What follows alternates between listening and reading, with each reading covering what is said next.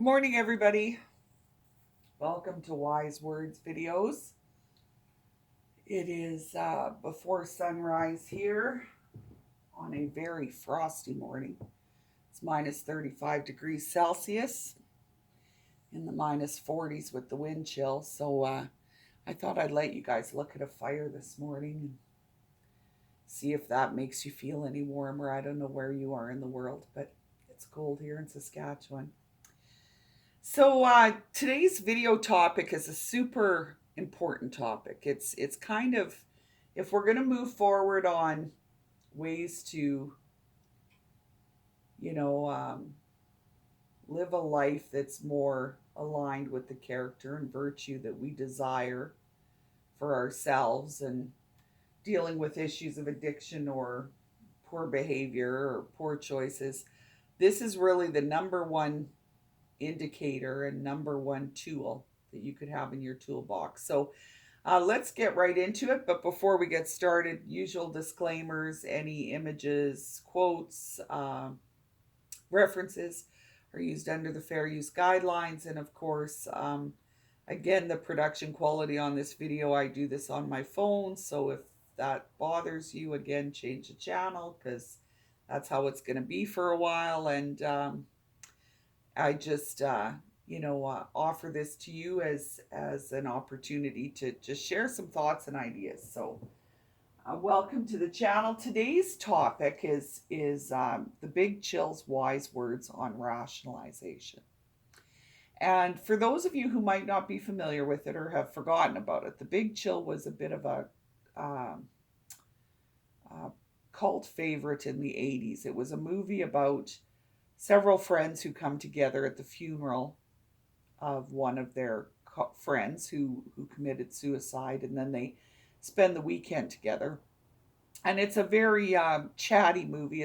The movie is really about the conversation between the characters, and I remember watching this and quoting this movie and thinking about this movie long before I ever really had any insight into my own addictive issues or problems or behavior, etc. So it's interesting how things come around for use later in your life. So in this movie, just to give a bit of a history of it, so it's basically a story about this group of college friends who get together 10 or 15 years after they left college together, and all of their lives are basically an example of failed dreams, um, failed opportunities, compromises, poor choices, failure to live up to their potential. So first of all, you have the main character, Alex, who killed himself. He was a scientific genius. He was offered fellowships. He basically turned his back on science and his gift, and was a bit of a bum and had different jobs, and died a drug user, and you know, in a life or in some problems that he didn't want to accelerate to that level, I'm sure. Cheated on his best friend with his wife. Just all of these kind of poor choices that spiraled down into an ultimate tragic choice, right? And then you've got a young man who wanted to be an investigative journalist who now writes shill pieces on celebrities for People magazine. You have a woman who was going to be a nonprofit lawyer who now is a high priced real estate lawyer. You have a, um, a kind of a desperate housewife who, picked the husband she wanted, has the rich suburb lifestyle, but ends up cheating on him with a friend. And you have a doctor who, yes, she achieved what she wanted career wise, but she cheated on her husband. And you have and you have a man who almost finished his PhD in psychology, had a very popular psychological radio show, turn away from that and become a drug seller, so a drug dealer. So just a whole bunch of people who had a lot. Oh, and one more who was going to be, he was an anti-war protester and a great speech maker, and he ends up having like this cheesy TV show that's kind of like a Magnum PI type character. So you've got all of these people who, when they were in college, had such great ideals, great visions of who they were going to become. And they've all, through, like I said, some form of compromise, ended up in some very bad places, bad behavior, bad choices, broken marriages, unfulfilled potential. So in this movie, there is this point where two of the characters, Michael, who's played by Jeff Goldblum, and Sam, who's played by Tom Berenger, are, having a conversation on the couch, and basically Michael is, explaining something, and Sam says to him, he says, "Well, that's just a rationalization." And Michael says, "Well, don't knock rationalizations. Rationalizations are more important than sex." To which Tom Berenger says, "Oh, come on, nothing's more important than sex." To which Michael says, "Oh, yeah? Have you ever gone a day without a rationalization?" So, first of all, what is rationalization? Rationalization is a useful cognitive tool that we have that allows us to do things like figure out our priorities for the day. Every time we kind of take something and rationalize it, what we're essentially doing is we are considering it, explaining it, interpreting it, contemplating it within the context of what's around it, and determining where it fits or what it should be and why, right? So that's what rationalization is. So used in the right context, it is a useful tool for, like I said, sorting out your tasks, your days, your priorities, etc. But when used as a cognitive tool to talk ourselves out of or into a behavior or a choice that we had already decided or against or know to be is not in our interest, or have promised ourselves we would stop doing, etc. So this is where rationalization is really the gateway to addictive and bad behavior.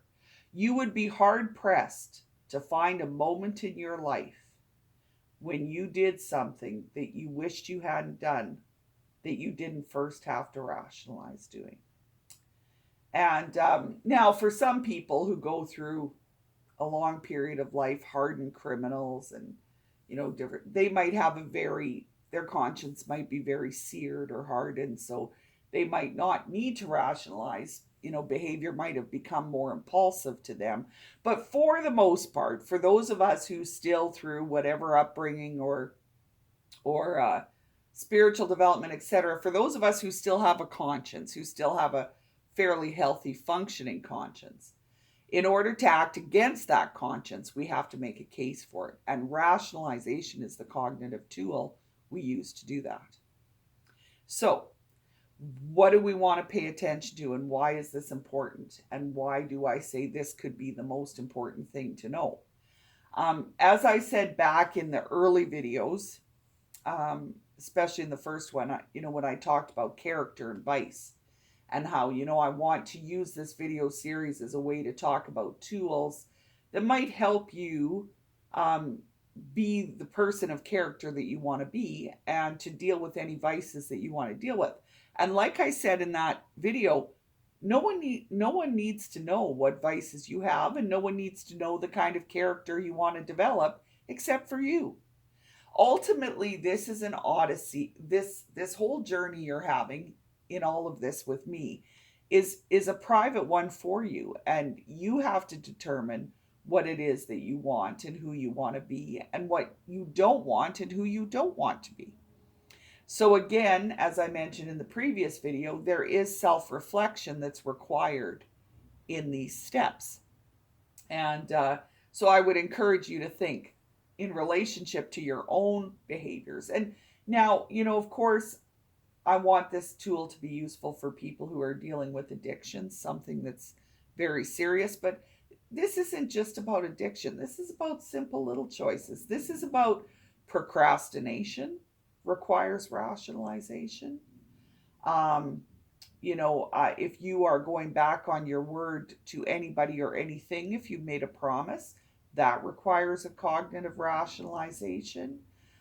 Some now you might say, okay, Lorley, but sometimes I feel like my behavior that I engage in, it's just automatic. Well, one of two things could be happening there. Like I said, you could have a bit of a seared conscience in that reality, so you no longer have to rationalize. You just engaging in that behavior has become a habit already. Or the other situation could be you already are in a state that allows that impulsive activity, but to get in that state, you needed rationalization. So, say for example, you have a problem with fighting with your spouse when you've had too much to drink, which, again, I'm using examples from my own life, not that I've had a spouse, but I've had relationships where I would drink and then I would have an argument. So I would say, well, I didn't rationalize having that argument. That person said something to me and then I got triggered or this or that and we started fighting. No, but I probably had to rationalize drinking that much. So you get to the point where if I engage in a certain behavior or if I do a certain thing, I am then going to do these other things. They lead to these other problems. They lead to abusive conversations. They lead to, eating too much. They lead to me going to the casino or the bar and putting money in the VLTs when I shouldn't. But none of that happens unless I've had too much wine, or none of that happens unless I've used some kind of drug. So then your point of becoming aware of your rationalization process starts at that first incident, not when you're sitting down to the gambling machine. No, your first thing has to be, you know what? Every time I drink with this one friend, I end up gambling. So what's going on there? What is the cause? Is it the gambling? Is it the drinking? Is it the friend? Is it the combination of the three? Is it where I am? What is the thing that leads me to that ultimate end of that behavior? And what do I need to stop? Where do I need to look for that rationalization? And because your rationalization process is your trigger, it's your warning. Once you start thinking about it, once you start making a case for it,